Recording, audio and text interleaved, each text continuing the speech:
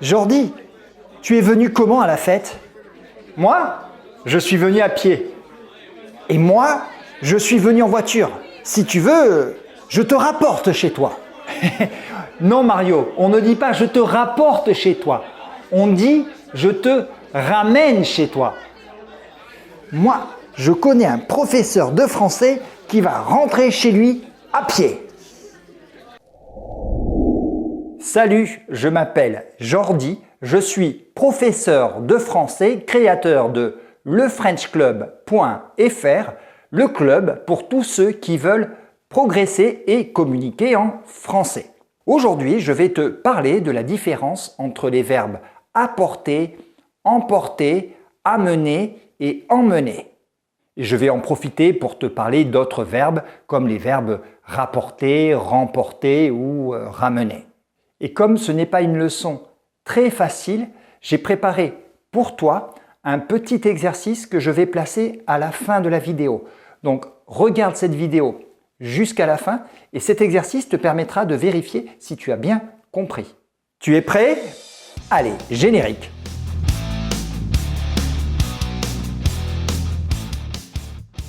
Pour bien comprendre la différence entre les verbes apporter, emporter, amener et emmener, je vais tout d'abord te donner deux règles très importantes. Et ensuite, comme d'habitude, il y aura plein d'exemples, verbe par verbe, cas particulier par cas particulier.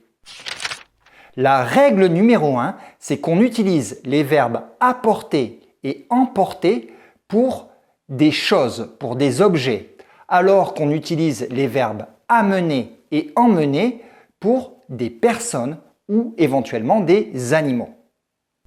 La règle numéro 2 concerne les préfixes. Avec le préfixe « a » comme apporter et amener, il faut imaginer une flèche qui va dans la direction de celui qui parle. D'accord? Apporter, amener. Tandis qu'avec le préfixe « en » comme emmener et emporter, il faut imaginer une flèche qui s'éloigne de la personne qui parle.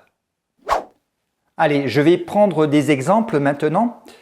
Un exemple avec le verbe apporter. Tu imagines un patron qui est dans son bureau et qui appelle un employé et qui lui dit « Lambert, apportez-moi tout de suite le dossier Dupond-Martin sur mon bureau. » Ok?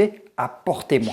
Avec le verbe emporter, tu imagines une autre situation. On prépare un week-end entre amis à la campagne ou à la montagne et je dis à mes amis, emportez un gros pull.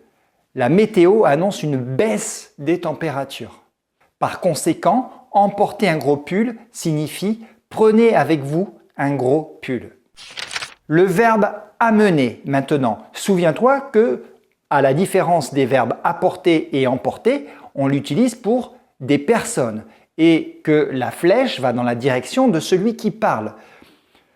Par exemple, je suis en train d'organiser une fête, j'invite un ami, Paul, et je lui dis « Paul, amène ton copain Kevin, on rigole bien avec lui. » D'accord? Et emmener, donc c'est la flèche opposée. Par exemple, Marie emmène sa fille chez le dentiste. Alors, je pourrais synthétiser tout ceci dans ce tableau.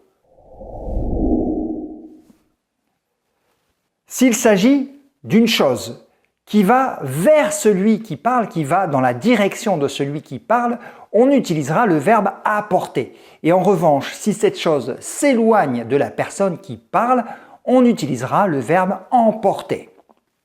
En revanche, s'il s'agit d'un être vivant, d'un animal, d'une personne qui va dans la direction de celui qui parle, on utilisera le verbe amener. Et si cette personne ou cet animal s'éloigne, on utilisera le verbe emmener. Alors tout ceci est très simple, mais tu le sais, en français, il y a toujours au moins une exception. Alors pourquoi il y a une exception? Tout simplement parce que dans les verbes emporter et apporter, il y a cette notion de porter la chose, de la tenir physiquement. Mais si on n'a pas à porter la chose que l'on déplace, s'il s'agit par exemple d'une voiture, d'un vélo ou d'un skateboard. Dans ce cas-là, on utilisera les verbes amener et emmener. Il est temps maintenant de s'intéresser aux verbes rapporter, remporter, ramener ou remmener. Tous ces verbes fonctionnent avec le préfixe re qui porte en lui l'idée de retour. Alors rapporter signifie remettre quelque chose à l'endroit où il était. Par exemple, dans une administration, veuillez rapporter ce formulaire rempli pour notre prochain rendez-vous. Ce qui signifie que tu prends le formulaire, tu le remplis chez toi et tu reviens avec au rendez-vous suivant. Tu rapportes le formulaire.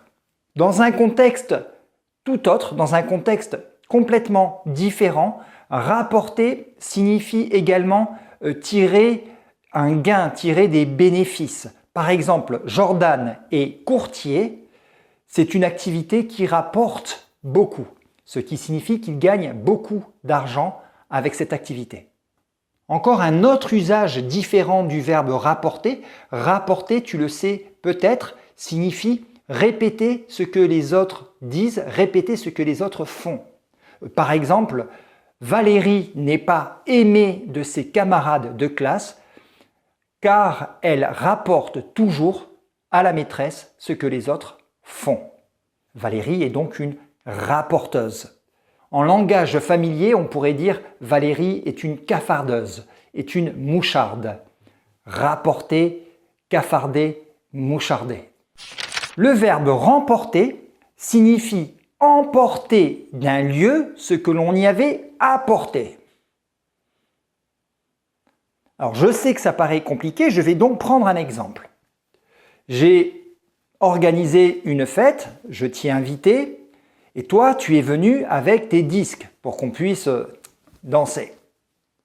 Et au moment où tu vas repartir, je vais te dire, n'oublie pas de remporter tes disques. Oh, c'est quoi ces exemples? Mais plus personne n'apporte des disques maintenant pour faire la fête. On utilise du streaming. C'est tout. Dans un contexte sportif, remporter signifie gagner, remporter un match, remporter une compétition. Par exemple, l'Argentine a remporté 3 fois la Coupe du Monde de football. Le verbe ramener signifie amener quelqu'un de nouveau quelque part. Bon, en réalité, on l'utilise peu dans ce contexte en français. On utilise le verbe ramener surtout avec l'expression ramène-toi, ce qui veut dire rejoins-nous. Je reprends mon exemple de la fête. Je suis avec des amis, je m'amuse bien et je vais téléphoner à un autre copain et je vais lui dire « ramène-toi, cette fête est vraiment super ». Avec le verbe ramener, je peux te donner également une expression qu'on utilise beaucoup en français qui est l'expression « ramener sa fraise ». Ce qui veut dire intervenir toujours d'une façon inappropriée. Par exemple, François est fatigant, il ramène toujours sa fraise. Il intervient toujours, il donne toujours des conseils et nous, on n'a pas forcément envie de l'écouter. Et enfin, le verbe remmener signifie emmener quelqu'un à l'endroit d'où on l'avait amené. C'est très simple, un seul exemple. Après la fête, Pierre ramène Marine chez elle. Donc ça, c'est dans la théorie. Dans un langage courant, dans un langage familier, on pourrait dire Pierre ramène Marine chez elle et ça serait tout à fait accepté. Alors voici un deuxième tableau qui va compléter le premier tableau que tu as vu en première partie. Tu peux voir que, encore une fois, les verbes rapporter et remporter sont utilisés pour des choses et en revanche, les verbes ramener et remmener sont utilisés pour les êtres vivants. Et n'oublie pas qu'on utilise ce préfixe « re » devant le verbe pour l'idée de retour. Pour terminer, je te propose un petit exercice pour vérifier si tu as bien compris. Je vais te donner 6 phrases et dans chacune de ces phrases, il y aura l'un des verbes sur lesquels on vient de travailler. Tu dois tout simplement me dire si oui ou non la phrase est correcte. À chaque fois, tu auras 10 secondes pour réfléchir. La première phrase, c'est « Mon chien aime me rapporter la balle que je lui lance.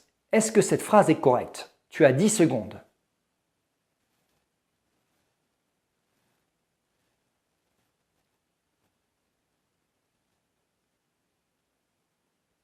Ouais, d'accord, cette phrase est complètement correcte, d'accord, je lance la balle et le chien me rapporte la balle. Très bien, je passe à la phrase suivante.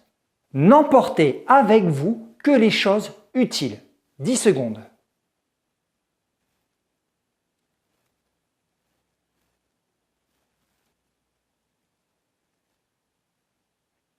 Cette phrase est correcte, on emporte un objet à un endroit qui est éloigné de nous. Phrase numéro 3, je vous ramènerai vos affaires demain matin. Allez, tu réfléchis.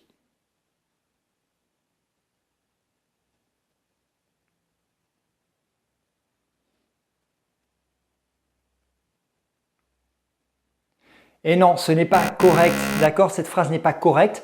Pourquoi? Parce qu'ici, on a utilisé le verbe ramener qui ne peut pas être utilisé pour des affaires, qui ne peut pas être utilisé pour des choses. Il aurait fallu utiliser dans cette phrase le verbe rapporter. Je continue. Amenez-moi le dossier Dupont-Martin sur mon bureau, s'il vous plaît.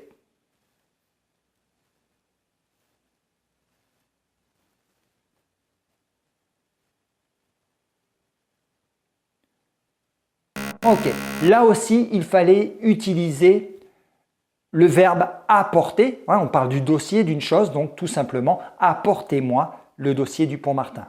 Phrase numéro 5. Les élèves pourront apporter leur téléphone portable pour ce cours. Je te laisse réfléchir.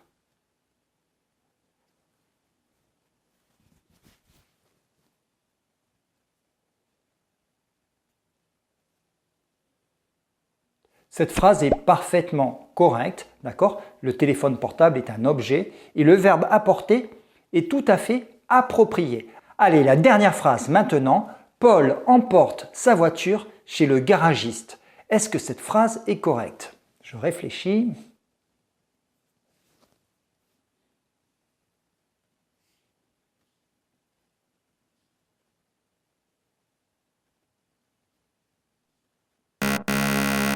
Et non, cette phrase n'est pas correcte. Effectivement, la voiture est bien un objet. Mais souviens-toi qu'il y a une exception, c'est quand on ne porte pas physiquement cet objet dans les bras, dans les mains, et donc la voiture se déplace toute seule, ou presque, et donc dans ce cas-là, on utilisera le verbe emmener. Paul emmène sa voiture chez le garagiste. Cet exercice est maintenant terminé. Je te remercie de l'avoir regardé jusqu'au bout, jusqu'à la fin. Tu te ramènes la semaine prochaine parce que chaque semaine, je mets du contenu pour les personnes qui, comme toi, veulent progresser en français. Si tu ne l'as pas déjà fait, tu penses à me mettre un énorme like à cette vidéo. Et donc, je te dis tout simplement à la semaine prochaine.